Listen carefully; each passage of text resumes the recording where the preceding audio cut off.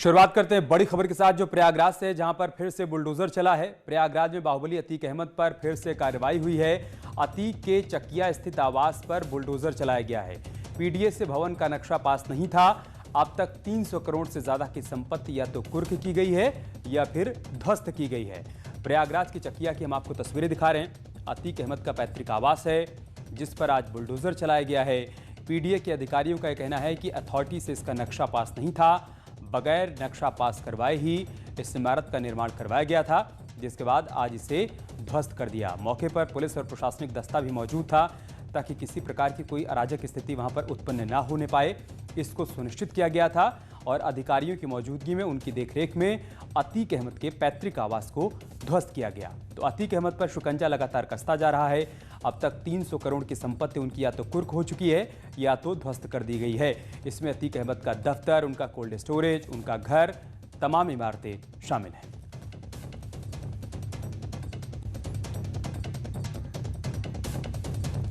और इन सब के बीच एक खबर यह है कि जेसीबी नहीं, अब डायनामाइट चलेगा।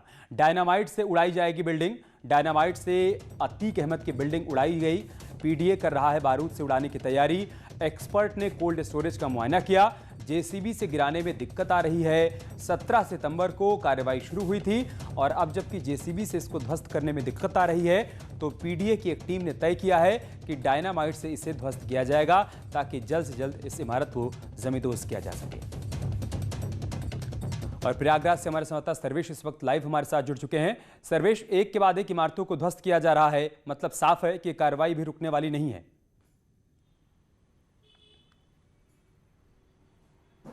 जी, निश्चित तौर पर बाहुबली अतीक अहमद के खिलाफ लगातार कार्रवाई की जा रही है। ये पूर्व सांसद हैं और इनके खिलाफ अब तक पीडीए दर्जनों कार्रवाई कर चुकी है और ये कहा जा रहा है कि ये 12वीं कार्रवाई है और अब तक 300 करोड़ से ज्यादा की संपत्ति या तो कुर्क की गई है या तो फिर इसको ध्वस्त किया गया है। बाहुबली अतीक अहमद का चकिया का आवास है जो कि पैतृक आवास बताया जा रहा है, जो उनकी मां के नाम पर है। आज वहां पर पीडीए का दस्ता प्रशासन के साथ पहुंचा।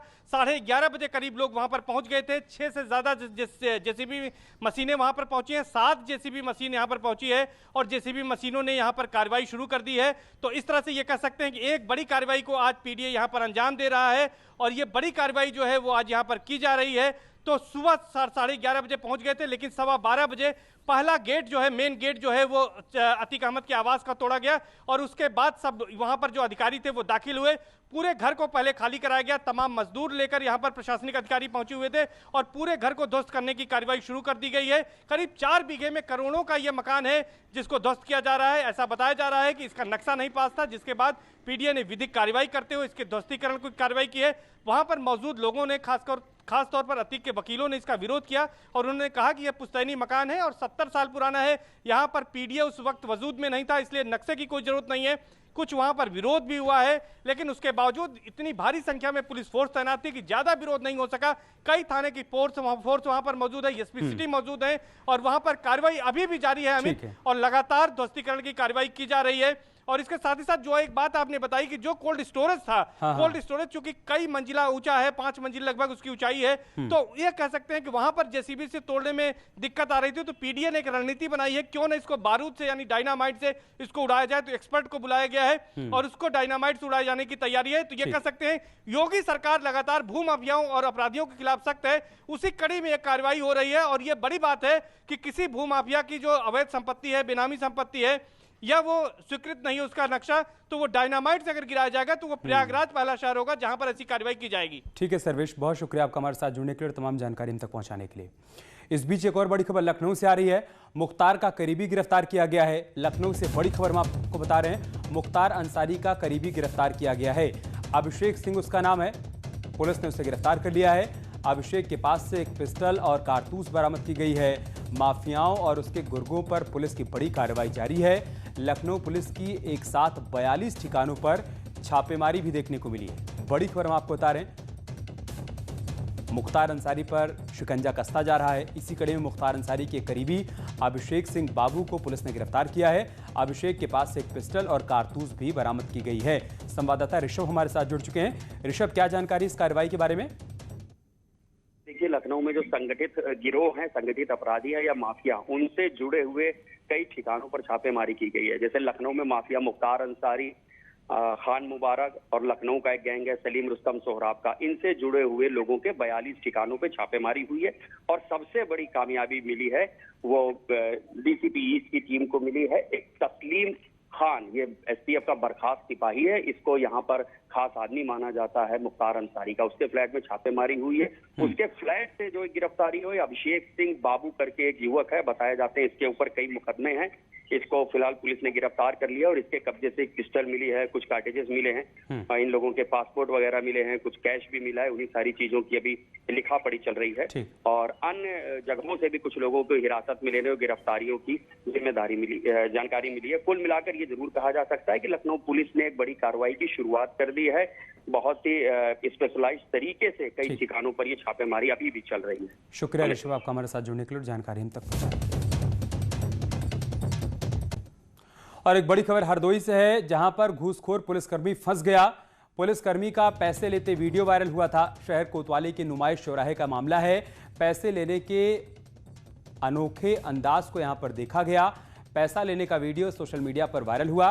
एसपी ने एफआईआर दर्ज करने का आदेश दिया है। ये बड़ी खबर हम आपको बता रहे हैं हरदोई से। आप देखिए इन तस्वीरों में कैसे पुलिसकर्मी यहां पर रिश्वत ले रहा है और इस वीडियो का संज्ञान लेते हुए अब इसके खिलाफ कार्रवाई भी की गई है। तो सीधे शब्दों में कह सकते हैं कि रिश्वतखोर पुलिसकर्मी फंस गया है।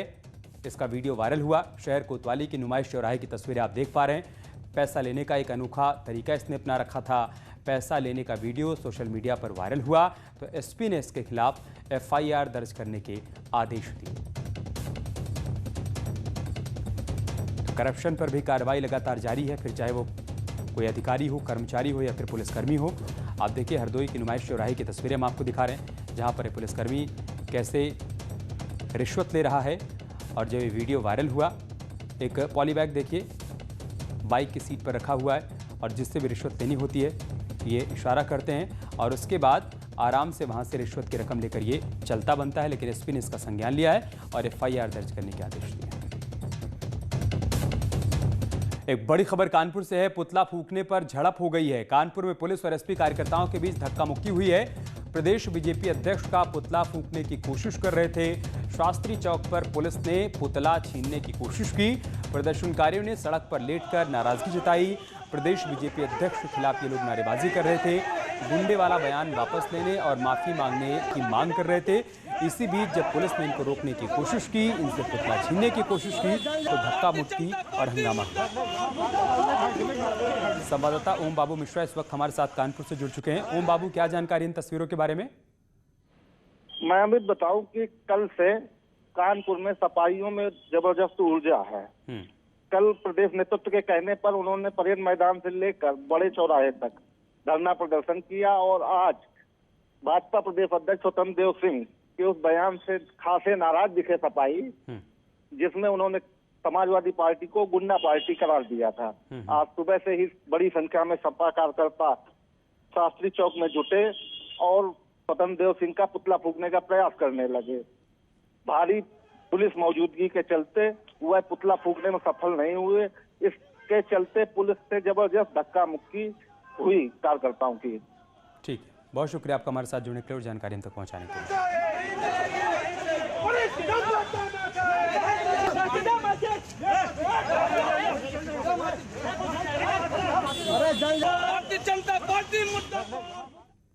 और अब बात करते हैं अच्छी खबर की। यूपी में देश की सबसे बड़ी फिल्म सिटी बनने जा रही है, जिसको लेकर सीएम योगी ने आज लखनऊ में एक अहम बैठक बुलाई, जिसमें फिल्म जगत से जुड़ी कई हस्तियों को न्योता दिया गया था। करीब 2 घंटे से ज्यादा तक ये बैठक चली, जिसमें सीएम योगी ने फिल्मी हस्तियों से संवाद किया और यमुना एक्सप्रेसवे पर प्रस्तावित नई फिल्म सिटी की संभावनाओं पर चर्चा भी की। चित्रकूट बांदा भी गए, बांदा में भी हम जगह देख के आए। हर बार आके हम मुख्यमंत्री जी को रिपोर्ट करते थे कि वहाँ ये जगह है, वहाँ ये जगह है। कहीं एयरपोर्ट नहीं था, वो समस्या थी, कनेक्टिविटी की प्रॉब्लम थी, कहीं जगह कम मिल रही थी।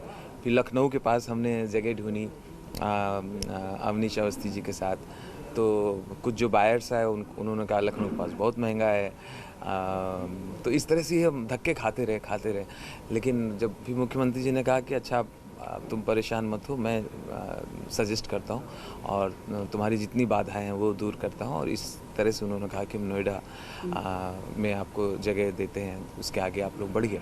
तो आज उसका प्रेजेंटेशन था, बहुत बढ़िया प्रेजेंटेशन हुआ और सबकी एक मत से यही राय थी कि ये यमुना एक्सप्रेस वाला जो नोएडा का जगह है 1000 एकड़ वाला, वो बेस्ट है। लेकिन सर, गंभीर बैठक के बीच आपका अंदाज थोड़ा सा गायब दिखाई दे रहा है मुझे। हाँ देखिए, जब इस तरह की जिम्मेदारी होगी तब तो कॉमेडी नहीं कर सकते, लेकिन ये बात सही है। योगी जी भी कह रहे थे कि इतनी जिम्मेदारियां लेके कहीं ऐसा ना हो कि तुम हंसाना भूल जाओ। हमने कहा नहीं सर, वो तो मैं कोशिश करूंगा कि दोनों निभाता रहूं। चलिए कानपुर का किस्सा बता देता हूँ। कल कानपुर में मैं एक होटल में गया खाना खाने, दोपहर का वक्त, भूख लगी थी, तो मैं अंदर गया तो हमने कहा हाँ भाई खाना तैयार है। तो वेटर बोला साहब ये तो लंच टाइम है, लंच टाइम में खाना कैसे मिलेगा? हमने कहा लंच में तो खाना चाहिए। तो नहीं लंच टाइम है ना, तो वेटर लोग खाना खा रहे हैं। हाँ भाई लंच में तो उनको भी भूख लगती है।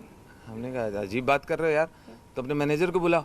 तो मैनेजर तो परस रहे हैं। तो हमने कहा तुम्हारा मालिक कहाँ? मालिक वो खाना खा के मेज के नीचे देखो सो रहे हैं, लंच टाइम है ना। लंच टाइम में जब आप साहब लोगों को भूख लगती है तो वेटर लोगों को भूख लगती है। तो हमने कहा तुम्हारा लंच कब मिलेगा? साहब आप ऐसा करो, लंच के लिए आप ऐसा करिए, सुबह आ जाइए 8 बजे, कोई रहेगा नहीं, आपको बढ़िया लंच करा देंगे। लेकिन ये अंदाज जो है मुख्यमंत्री जी का। लेकिन इस बीच गंभीर बात ये है कि क्या मुंबई शिफ्ट हो पाएगी यूपी में? आपको ऐसा माहौल लगता है देख के? नहीं, ये बॉलीवुड को शिफ्ट करना या मुंबई वर्सेस महाराष्ट्र ऐसा कुछ नहीं है। वहाँ भी काम होता रहेगा, यहाँ भी होता रहेगा। उनके पास तो कितने स्टूडियो हैं, फिल्म सिटी तो एक है, मुंबई में फिल्मालय है, RK स्टूडियो है, अभी तो वहाँ बिल्डिंग बन गई, और कई नटराज स्टूडियो है, उनके पास तो इतने हैं, और यूपी में एक भी स्टूडियो नहीं। तो ये पहला स्टूडियो बना है और यहाँ सब लोग काम करेंगे, मराठी भी आके काम करेंगे। बहुत शुक्रिया बातचीत करने के लिए। तो ये राजू श्रीवास्तव जी हैं जो अपने अंदाज में मुख्यमंत्री योगी आदित्यनाथ के साथ जो बैठक हुई थी उसके बारे में जानकारी दे रहे थे। और इनका ये कहना है कि न सिर्फ यूपी की फिल्में बल्कि मराठी। राजू श्रीवास्तव को सुन रहे थे आप, जो आज इस बैठक में शामिल हुए थे। उनका यह कहना है कि कई जगहों पर जगहों का चयन किया गया, लेकिन बार बार कुछ न कुछ अटकलें आ रही थी और आखिरकार अब ये तय हुआ है कि यमुना एक्सप्रेसवे के पास ही जो ज़मीन अथॉरिटी की तरफ से मुहैया करवाने की बात कही गई थी, वहीं पर एक दिव्य और भव्य फिल्म सिटी का निर्माण करवाया जाएगा और आज की बैठक में यही तय हुआ है। और मीटिंग के दौरान बॉलीवुड के मशहूर गायक उदित नारायण ने एक गीत भी गुनगुनाया, वो भी सुनिए। कहे हर संत कहे, योगी कहे, सच और साहस है जिसके मन में, अंत में जीत उसी की रहे। ओ मितवा सुन मितवा, तुझको क्या डर है, ये धरती अपनी है, अपना अंबर है रे, तू आजा रे। हमने अपनी अथॉरिटी की पूरी बैठक, नोएडा, ग्रेटर नोएडा, यमुना अथॉरिटी, इन सब की बैठकें भी हमने की हैं। ये केवल फिल्म सिटी तक ही सीमित नहीं रहेगा।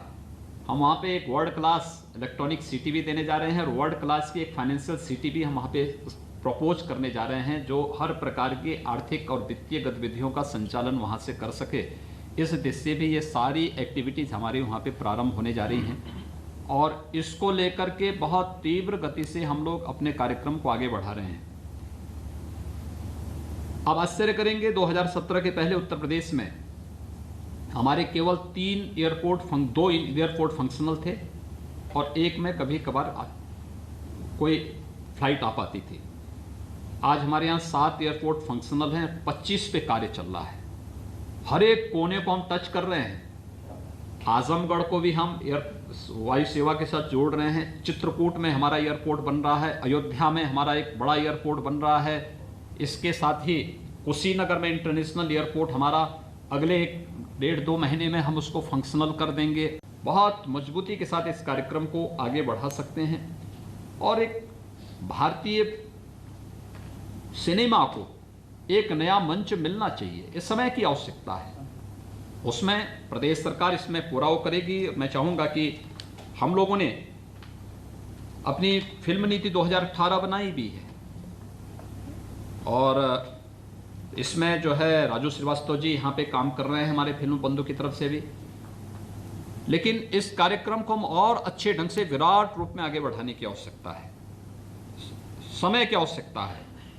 भारतीयता हमारे मन में होना चाहिए, हमें उससे इतर कहीं भी अपने को उससे इतर नहीं रखना होगा और उसको लेते हुए अगर हम कार्य करेंगे उत्तर प्रदेश सरकार इसमें भरपूर सहयोग करेगी, कहीं कोई दिक्कत नहीं आने वाली है। और जो मैंने पहले भी आपको बताया है, ये तो अपार संभावना वाला प्रदेश है। फिल्म सिटी को लेकर सियासत भी जारी है। बीजेपी जहां नई फिल्म सिटी से रोजगार सृजन का दावा कर रही है, तो वहीं समाजवादी पार्टी और कांग्रेस इसे महज जुमला बता रही है। के निर्माण से जहां उत्तर प्रदेश के नौजवानों को लाभ मिलेगा, वहीं पूर्वांचल के कई राज्यों के नौजवानों को अपनी प्रतिभा को दिखाने, निखारने और संवारने का अवसर मिलेगा। फिल्म सिटी के निर्माण के साथ साथ कई अन्य आर्थिक गतिविधियों का संचालन होगा, जिसके कारण से उत्तर प्रदेश का उसका आर्थिक लाभ भी मिलेगा, रोजगार का सृजन भी होगा। 3.5 साल से उत्तर प्रदेश में भारतीय जनता पार्टी की सरकार है, लगातार जुमले पे जुमले फेंक रही, लगातार जुमले, फिर एक नया जुमले। अब वो फिल्म सिटी वाला जुमला लेके आए हैं। वो शायद भूल गए कि आज तक वो समाजवादी के काम का उद्घाटन कर रहे हैं, समाजवादी काम के किए हुए कामों का फीता काट रहे हैं, या नाम है नंबर बदल रहे हैं, अब समाजवादी कामों की नकल कर रहे हैं। ये समाजवादी की देन है, ये फिल्म सिटी भी समाजवादी की देन है। फिल्म उद्योग बंधु जो बनाया था वो भी समाजवादी ने बनाया था। अब उस पर भी ये जुमला फेंक के अपने आप को कैश करना चाहते हैं। जिस तरह से उत्तर प्रदेश में अभी तक स्मार्ट सिटी की बात 3 साल से शुरू हुई थी, अभी तक स्मार्ट सिटी का यश नहीं बन पाया है, तो मुझे लगता है फिल्म सिटी भी जुमला मात्र है, जो भाषणों में सुनाई देगी, बैठकों में दिखाई देगी, धरातल पर भारतीय जनता पार्टी उसे कभी नहीं ला पाएगी। इसके अलावा समाजवादी पार्टी के अध्यक्ष अखिलेश यादव ने ट्वीट कर सरकार पर निशाना साधा है। उन्होंने लिखा है कि अब समाजवादी पार्टी काल की फिल्म सिटी का श्रेय लेने के लिए प्रदेश की बीजेपी सरकार कैंची लेकर फीता काटने को तैयार खड़ी है, पर अब ना तो उनके अभिनेता का अभिनय काम आ रहा है और ना ही कोई डायलॉग। उनकी फ्लॉप पिक्चर उतरने वाली है, क्योंकि प्रदेश की असली तस्वीर बनाने वालों की एडवांस बुकिंग हो गई।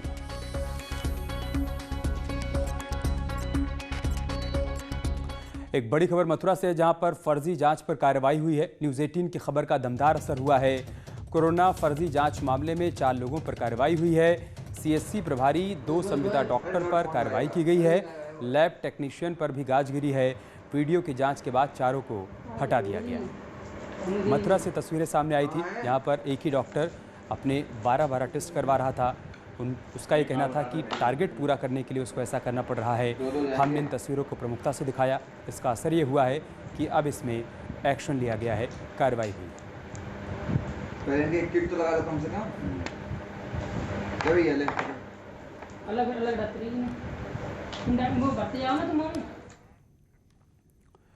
एक बड़ी खबर मैनपुरी से है, जहां पर सीएम ऑफिस ने संज्ञान लिया है। न्यूज़ 18 की खबर का यहां पर भी दमदार असर हुआ है। सीएमओ ने डेंगू मामले का संज्ञान लिया। डीएम मैनपुरी से जानकारी मांगी है। करीमगंज गांव में डेंगू फैला है। अब तक यहां पर 17 लोगों की मौत हो चुकी है। हमने इस खबर को प्रमुखता से दिखाया, जिसके बाद चीफ मिनिस्टर ऑफिस ने इसका संज्ञान लिया और मैनपुरी के डीएम से इस पूरे मामले पर रिपोर्ट मांगी।